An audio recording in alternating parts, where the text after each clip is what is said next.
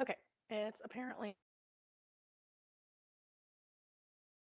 a battery issue with these headphones. I don't know what the deal is. It's like it won't let it record more than like 10 minutes, or it's nothing to do with the recording, I don't think, but they just keep turning off after 10 minutes. But so I'm on my home computer with this is not the normal equipment I usually use, so I don't know what the deal is. Anyway, we were talking about inverse trig functions in composition functions. So when you input a function and its inverse, it's going to be different restrictions depending on if the inverse is the outer function. Okay, if it's the inner function, the x, that input value, has to be between -1 and 1. That's because that's up here. I'll come back up here real fast. You can see for inverse sine, because that's the domain for inverse. Okay, so the input has to be between those. Okay, now if the inverse is the outer function, okay, that's not the same restriction for x, because now our input is going into the original trig function, which the original trig function, that domain was all real numbers. Now we had to restrict it to between -pi halves and pi halves. Okay, so here your input's an angle, so it's restricted to the angle restriction, the -pi halves and pi halves. But when it was the inner function, this input is the trig value, not the angle. So it's restrictions between -1 and 1. So the same thing happens for cosine and its inverse, depending if it's the inner or outer function of the composition. So when the inverse function is the inner function, you're again restricted to that -1 to 1. But if the inverse function is the outer function, okay, this is now the angle we're inputting, so it's restricted to the angle restriction, 0 to pi. Okay, now when it is tangent, if it's the inverse function that's the inner function, there is no restriction, because on the inverse function we were saying the domain, that's what we looked at up here, was all real numbers. There's no limit to what you can input into the inverse tangent. But if the inverse tangent is the outer function, what you're inputting is the angle, so you still have the angle restrictions, which are between -pi halves and pi halves, not including those two angles. Okay, so we're going to try a couple with compositions of these inverse trig functions. All right. So here we have tangent of inverse tangent of -5. Okay, so the inverse tangent is the inner function. So again, you want to look here and say, okay, when it's the inner function, this has no limit. It's -infinity to +infinity that this x can be. So x can be negative, fine, that's fine. Okay, as long as this input is in that restriction, then these operations just cancel each other out. So your answer is just -5. Okay, as long as that is in the domain of this inner function, which this is in the domain of inverse tangent, because that's all real numbers. Okay, so for 9, we have inverse sine of 5 pi thirds. So inverse sine is on the outside. So again, you can refer back to this and say, okay, when it's the outer function, this x has to be between here and here. It has to be between -pi halves and pi halves. Okay, now 5 pi thirds is not between those, but it's coterminal with something that is. Okay, so if that's the case, we'll still be able to do this. So we can inverse sine is what we're, the last step is to do inverse sine of this. Okay, we know that inverse sine is not going to come from these two quadrants. It's going to be from here, here. Now 5 pi thirds is out here. That is 5 pi thirds. But we cannot get there in that direction. We can't go through those off limits. Remember, it's from negative pi halves to positive pi halves. But we could get to it this way in the negative direction, and it would be negative pi thirds. That's coterminal with 5 pi thirds, and it is within this restricted domain that we have. So we still can do this one. So negative pi thirds, you can replace that here if you want to, okay, would work. So then if we say, okay, negative pi thirds is the same as this, that would allow these to just cancel out. So it's just negative pi thirds. If that doesn't make sense, that those are going to cancel out and you're getting a different angle because they're coterminal. Another way to think of it is when we did composition functions originally, we said work inside out. So just work the inside function first, answer this, okay? And then we'll plug that into the outer function. So inside here, it says, what is sine at 5 pi thirds? Okay, well, 5 pi thirds is here. Here's that ordered pair at 5 pi thirds is 1/2 negative root 3 over 2. Sine is the y value.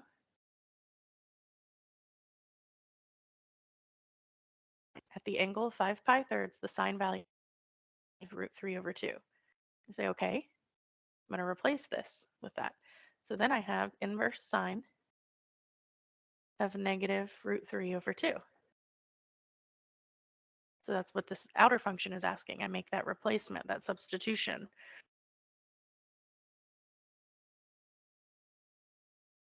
For this, because those are equivalent. Sine's value, negative root 3 over 2. Well, we know sine, inverse sine's answers are only going to come from here and here. We already said this is out.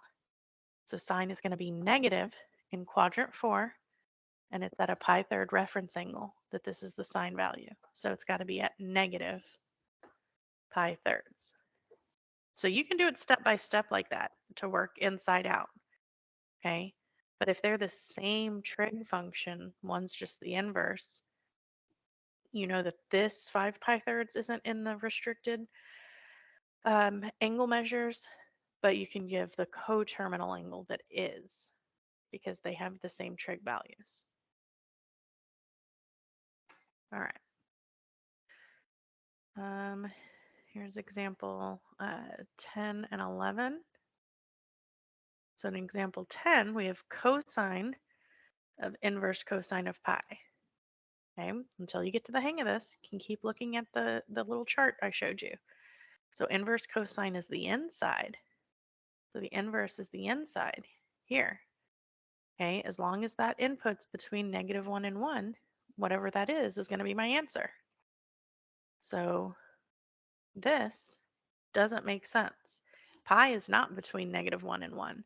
Pi is 3.14 yada yada yada. Okay, so this doesn't work.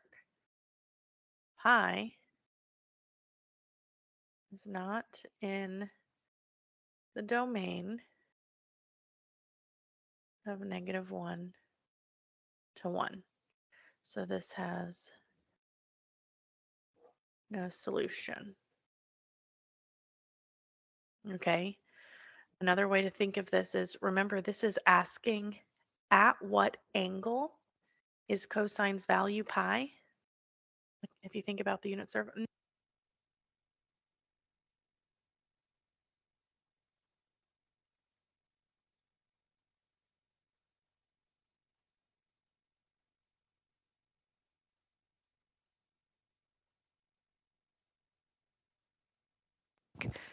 So hopefully this works now. Okay. So this is asking at what angle is cosine's value pi? Nowhere. Okay, there's nowhere where pi is the x value. Pi is the angle measure. So it doesn't make sense for the angle measure to be the input of an inverse trig function. When we're doing inverse trig, our output is the angle measure. Okay, so this one had no solution. All right, now here's where it gets interesting because now these are not inverse functions of each other. We have tangent and inverse cosine or arc cosine. Okay, so nothing's just going to cancel each other out as long as it's in the domain. That's not, we have to actually work inside out, like I was explaining on that one a couple examples ago. So we want to work the inside first. We want to answer the question of arc cosine of 2/3 or inverse cosine. So I know that inverse cosine does not come from here or here. It's only from 0 to pi. Okay, and I know that this value is positive, so I know it's got to be in quadrant 1. It's going to be an angle somewhere here. Okay, and then I don't know 2/3. That's not an x value from the unit circle. So what we're going to have to do is draw a triangle. We're going to say, okay, but I know it's in quadrant 1 because this is positive inverse cosine. Okay, so I'm going to sketch a triangle here in quadrant 1.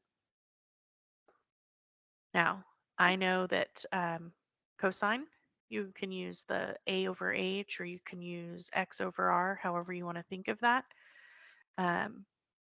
is 2/3. So that means that this side is 2 and this side is 3. So this is what I know.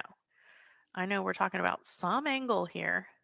This is the unknown angle in quadrant 1, where the x is 2 and the r is 3, or the a and the h, if you prefer to think of it that way. So I'm going to do Pythagorean theorem and find this missing third side, because once we figure that out, then we can give tangent of whatever this angle is. So I'm going to do Pythagorean theorem, where 3 is the hypotenuse. Okay, so it's the x squared plus y squared equals r squared. It's the y that's missing. So that is 9 and 4. So when you subtract that, you're going to get 5. So we do the square root of 5. Now it's quadrant 1, so I know it's positive because everything's positive. So this is just going to be square root of 5. Say, okay, that is my x, y, and r, or if you prefer to do O, A, and H, that's fine too. So this picture here is my answer for this. This angle right here. I don't know the measure of it, but I know the values here around it for a right triangle. And that's all I need to be able to answer, okay, of this angle, what's tangent of that angle? Well, tangent is y over x, or O over h. So it's going to be root 5 over 2.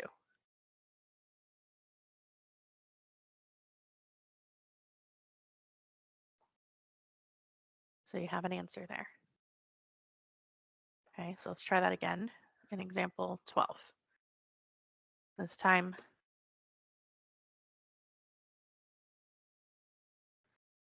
is inverse sine of negative 3/5. So again, I know inverse sine is only going to come from 1 or 4. These are out. And the fact that this is negative from quadrant 4, because that's where sine is negative. So I'm going to draw a triangle.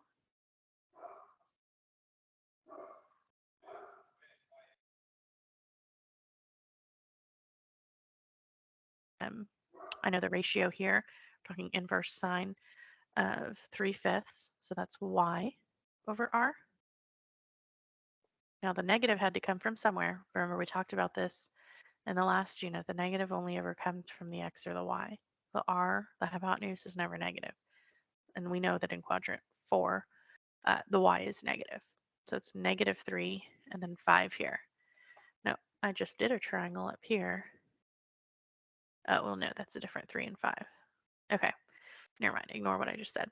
But this one's actually a Pythagorean triple. If you don't know it, if you don't recognize that it's a 3, 4, 5, that's okay. Go ahead and do your Pythagorean theorem.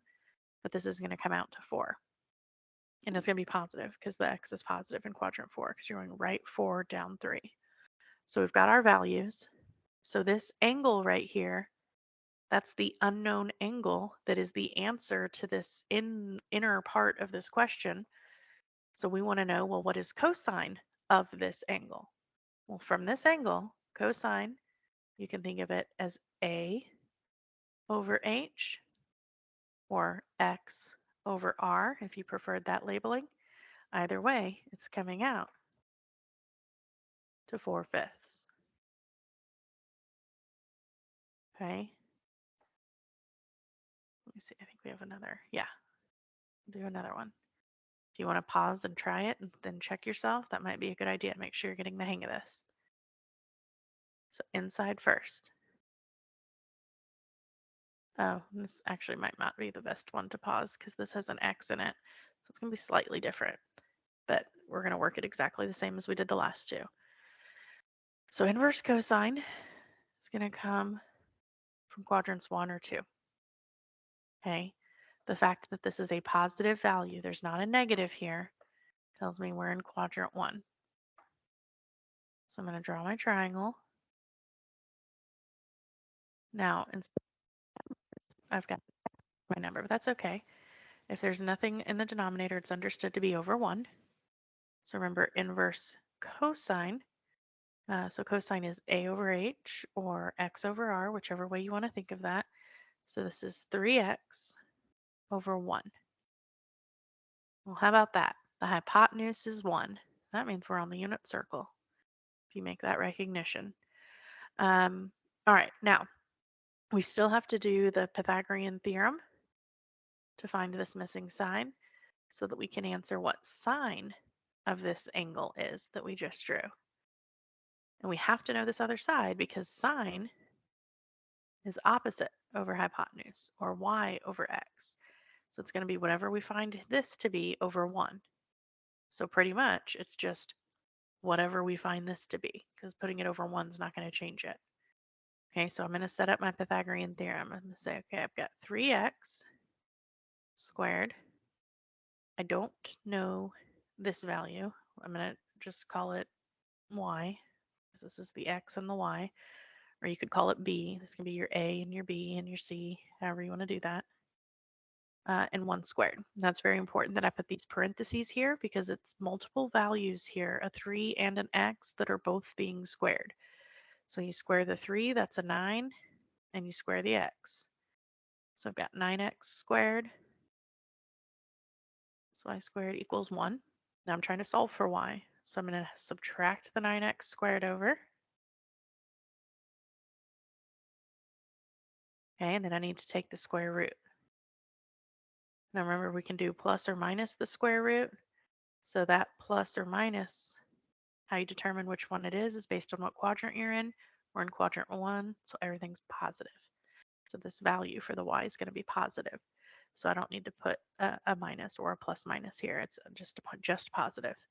So it's the square root of 1 minus 9x squared. So that's this y value.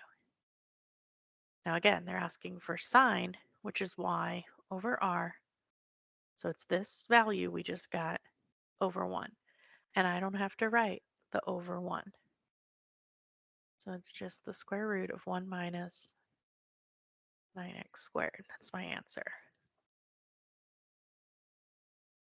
Now would be a good time to maybe try and pause it and try one on your own and then come back and see if you got it or not.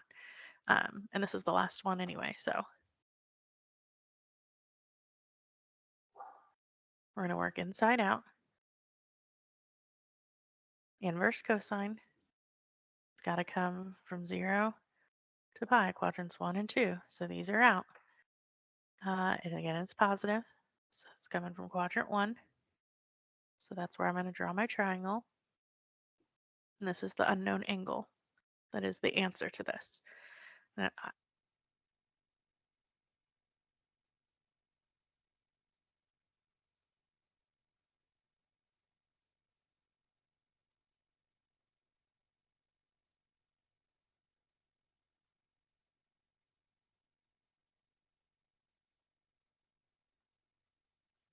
Um, so this is an angle, a picture of this answer, but we need to go ahead and mark the values so we can answer this outer part.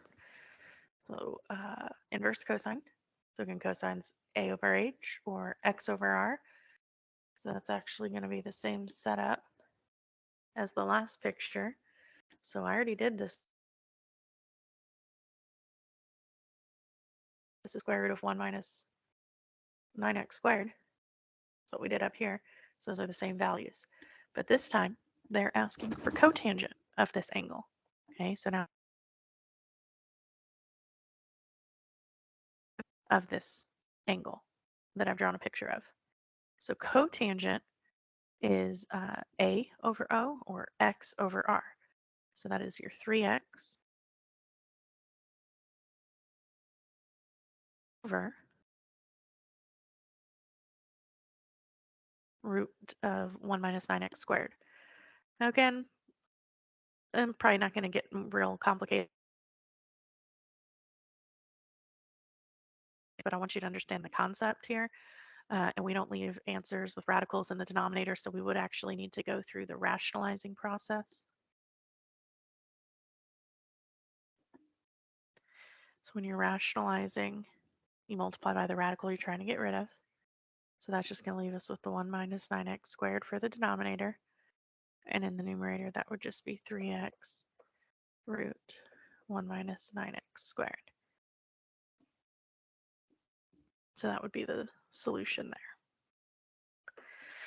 All right, so then that was it. That's the end of the notes. I just wanted to add this little graphic table to help you remember these important angles. It's been a little while since you've done some pre-cal with 9 days off.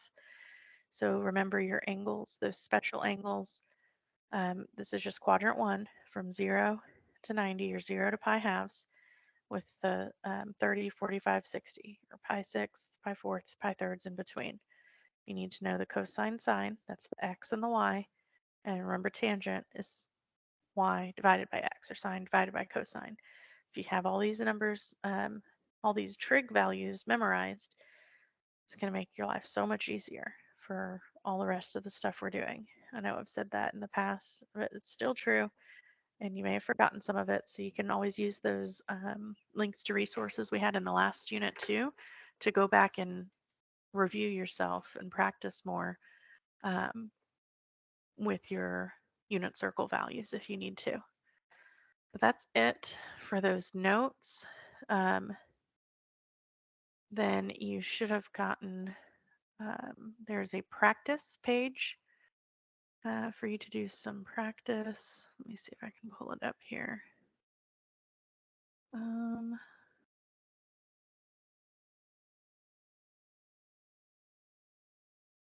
think this is the one. Yeah, so you should have gotten this from the sub as well. You can, same as the one I gave you before the break, I had told you just to do half of it. I said you could do the odds, you could do the evens or the first half or the second half, whatever, it was just practice. If you feel like you need more practice, you can go back and do the rest of that one as well. On this one, I'm going to say the same thing. These, just do half. You can actually, because these are kind of different, this is just doing the inverse, and then this is doing the composition. So I'd probably do 3 from each, at least 3 of the ones. Don't do half and just do the first half, because then you're not practicing any of the composition, if that makes sense. You definitely need to practice some of the inverse function stuff. Okay, so that's that. You can go through the rest of the learning path, and then I will see y'all tomorrow.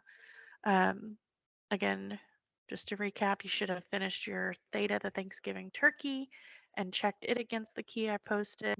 You should have done some of that practice over the break or that Friday before the break, hopefully. And then taken these notes, watched these videos, multiple videos, since it kept my headphone microphone thing kept shutting off.